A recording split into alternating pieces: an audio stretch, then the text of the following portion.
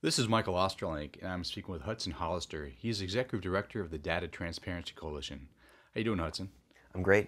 Thanks for having me here. Certainly, it's great to have you here. Now, as you know, I've helped put together a working group of conservative and libertarian groups. And what we're doing is we're putting together a top priority list of transparency and accountability measures for the next Congress and the next administration, talking about 2013.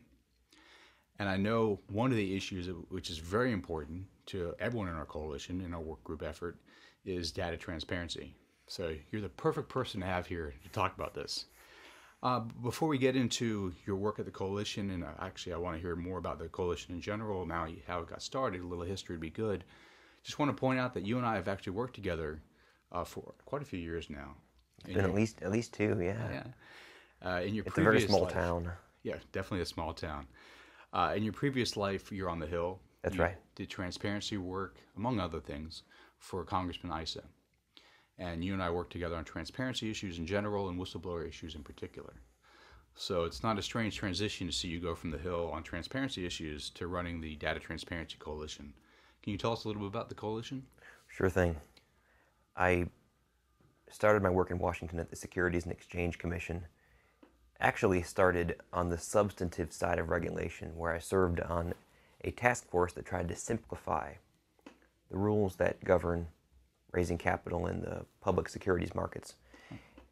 We realized that the complexity of regulation is, and we're not talking about regulation or deregulation here, just the unnecessary complexity in what we already have. The exemptions within exceptions within exceptions, the fact that in order to raise capital in the securities markets, you need expensive lawyers and accountants.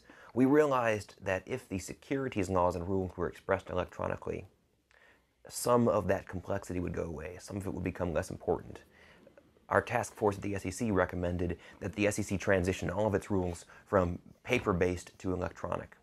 Now, the SEC hadn't done that yet, and so I resigned from the SEC and I went to work for Congress to try to pass a law to force them to do so, and we're still working on that. But that's how it all started, with the idea that when laws and rules and when reported information is electronically expressed, when it's fully searchable, and when it's made public online, government becomes more efficient and it becomes more accountable. All the work that I did serving Chairman Issa tried to get at those same two things, at publishing government data and at standardizing it, using identifiers and data languages that make it searchable and interoperable across different agencies. And so it is with the current task. Working for the Oversight Committee, I helped Chairman Issa propose legislation that would have required data transparency in financial regulation. We also worked on legislation that is currently pending that will improve the transparency of federal spending information. But I realized that in order for Congress to pay attention to these issues, which are often complex and technical, they need to hear more support from the tech industry. Indeed, the tech industry benefits from some of these mandates because, after all, if the government begins to make more data public, the tech industry can build apps and can actually make money using that data to help the government and the private sector make better decisions. Typically, there's not a great connection. There's not much communication between Washington and Silicon Valley. The connections between policy and technology haven't yet been made, so I started the Data Coalition to try to make those connections. Our goal, it's a trade association, and our goal is to pass legislation in every area that would require the federal government to publish more of its data and to do so using consistent data identifiers and standards. And that's a short question, long answer. Well, since putting together this coalition, how old is the coalition? We announced our formation in April. Oh, very recent. That's right. Fantastic. Okay, since announcing in April, what obstacles have you faced, both in educating possible coalition partners to come together and recognize that this is a strong need, and in educating Congress and their staff that this is something that has to happen? Well, that's a perceptive question because we really have two different cases to make trying to build this organization. First, we've got to persuade technology companies that it's worthwhile and perhaps even profitable to support data transparency in government, that they can get some recognition from doing this good work for the civic good. Also, that there are business opportunities in government data. Typically, technology companies don't pay a lot of attention to Washington, and that actually is a good thing, speaking as a libertarian, because here's an industry that does not seek competitive advantage from what Washington is doing. Usually, the large tech companies have lobbyists here in government relations offices, but usually those operations are oriented toward defensive operations. Let's just make sure the federal government doesn't ruin our business model. So the innovators in Silicon Valley aren't used to looking to government as an area where they might have opportunities. That's one of the barriers, and that's really been one of our challenges, seeking to persuade tech companies that data transparency is an opportunity in many ways. The other aspect of our campaign, of course, has been substantive policy, persuading members of Congress and their staffers and executive branch agencies that data transparency will help them do their jobs better. That data transparency will tie the government more closely to its people. That data transparency will make enforcement more efficient. It will make compliance easier. And it helps us to get away from the continuum of regulation and deregulation. It's smarter regulation. Is there a transparency caucus in the House and Senate? Funny you should ask. There is a transparency caucus in the House of Representatives. There isn't one in the Senate. The transparency caucus is made up of members from both parties who believe in, now the idea of transparency is broader than data transparency. When we talk about data transparency, we talk about how information should be published, and it should be published using languages and identifiers that make it searchable. Transparency goes far beyond that. There's a transparency angle to almost every issue, and so the job of the Transparency Caucus in the House of Representatives is broader. But nothing in the Senate? So far as I know. Not yet. Maybe they've got one and they're not transparent about it. So as we put together this list, our top priority list for conservatives and libertarians, both for the next administration in 2013 and the next Congress, what do you recommend that we consider, both for the legislative side and for the administrative side, that would benefit our project and obviously yours? Well, where do we begin? I think it's important to remember our government has barely scratched the surface when it comes to its obligation to publish its data, to publish data that belongs to the public.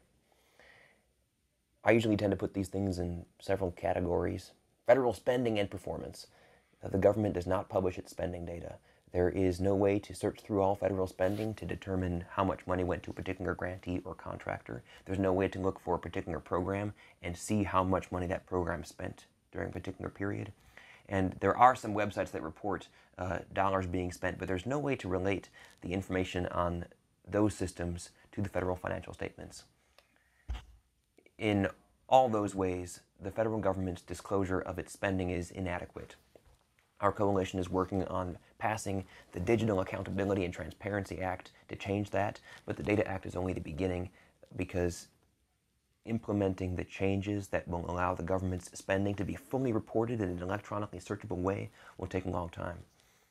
We could use the help of anyone who cares about the transparency of federal spending to pass the law and to keep the agencies that will be responsible for implementing it honest. Well, two That's things. the first. Yeah, let me ask about those. So, did the Data Act pass the House? That's right. I'll give you the background. The Data Act was proposed by Chairman Darrell Issa in 2011. In 2012, it passed the House of Representatives. 3 weeks ago, a different version of it was proposed in the Senate. And right now, our coalition is working with the Senate staff in the hopes of getting that version marked up in committee and passed by the full Senate, hopefully in a way that the House will be able to pass it as well, and we can actually have a mandate for the complete publication of all federal spending data in electronically searchable formats as part of the law. You had mentioned that it's implementation at the agency level, and I just want to ask you about that, because having worked on the Hill, you know, that is obviously a legislative bureaucracy, but I imagine it's kind of it's parallels agency bureaucracies. What are your thoughts on changing the culture in some of these agencies? Since considering that, you know, for hundreds of years now, they haven't been compelled to promote their materials, their information to the broader audience. Except for FOIA and some stuff on the web, but there's not really a culture of, hey, everything we're doing should be very transparent and available to the public so the public can take better decisions. How do you change that culture? Oh, that's right. The people who are in charge at federal agencies, even when there are laws that require information to be disclosed, those in charge tend to see those laws as a compliance burden. They tend to view the transparency requirements as something they must do on the back end that is an added burden while they're trying to get their real jobs done on the front end. That's the assumption that has to change. Transparency works best when the same information that the public can view is being used by the people working at agencies to do their jobs. There aren't very many good examples of that in the current government, but I would point to the Office of Management and Budget's IT dashboard, where agencies report what they're spending on their IT development projects. The IT dashboard is used by management at OMB to determine whether investments in IT at agencies are paying off. And the agencies know that. That is an incentive to them to make sure that the right information is reported to the IT dashboard, and the dashboard is public. The public, the media, the watchdogs can view it as well. Since we have that confluence, since we have the same information that's being used by the government to make decisions, also available to the public, we've got that power. We've got double incentives for transparency. That should happen in more places. I can give you several examples in this first area, in the area of federal spending. When agencies run their finances, the systems on a transaction-by-transaction level, with clearly defined exceptions for things like national security, the transactions should be available in a granular fashion in the same manner to the public and to agency management. Now, I mentioned that we have several areas. Spending is just one of them. Frankly, that's the area in which data transparency has advanced farthest. There's a lot more work to do in the areas of government performance, regulation, legislation, judicial documents. In each of those, there is a clear win, a clear advantage to the public in understanding the data, having access to it, and it's data they don't have right now. I'm curious, is there a generational difference? You're a young man, and I'm wondering if people around your age on the Hill, they're used to technology and iPhones and iPads and all that kind of good stuff and availability of information. Google immediately. Do you see a difference between your generation, maybe the generation ahead and behind you, and some of the older members of Congress who, they're not sure what Facebook is and they're not sure what Twitter is. They've heard of it, they know that's important, but they don't recognize the kind of the changing dynamics technologically in our world and how important it is for people to have immediate access to information. I'd say there is a generational difference, but it's more important in the executive branch than in the legislative branch. There are bureaucrats in the executive branch who sincerely and honestly do not see the purpose of publishing government data. And that's one of the things that we're hoping to change. Our coalition is hoping to make the case to federal agencies that publishing data in consistent formats is good for the bureaucrats' jobs as well as being useful in building accountability for the public.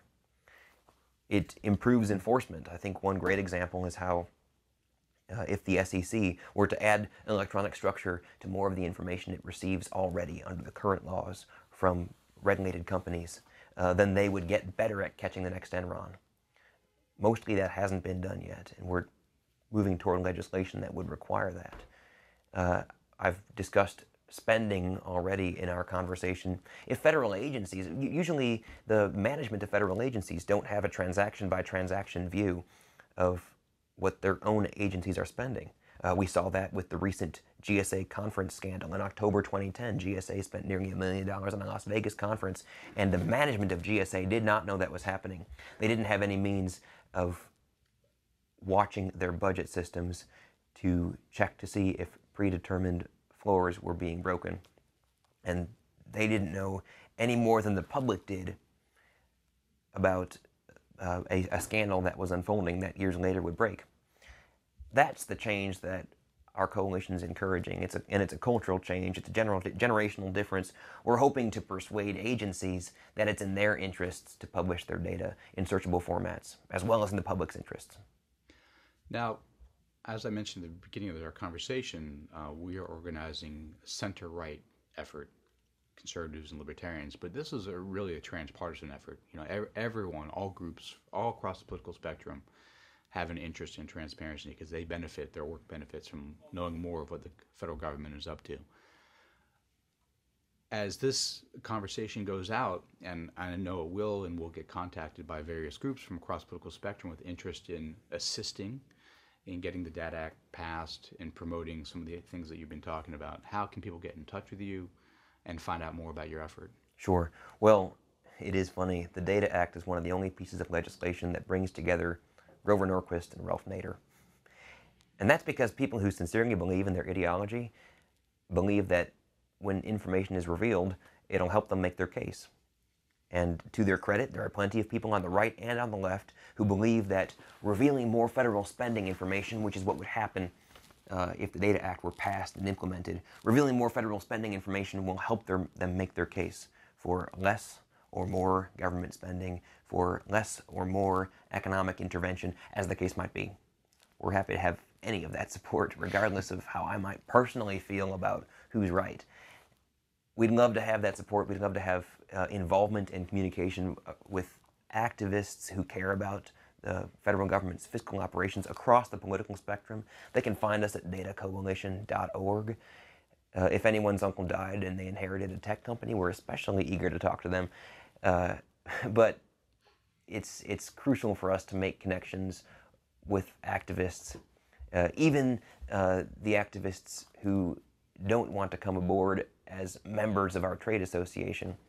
The connection between people who want to establish an ecology of federal data in which data is revealed by the government and then it's used by the companies to build useful applications, and those who just want that information to make a political case, that connection's crucial. So we'd love to have help making it. Great. Thank you, Hudson.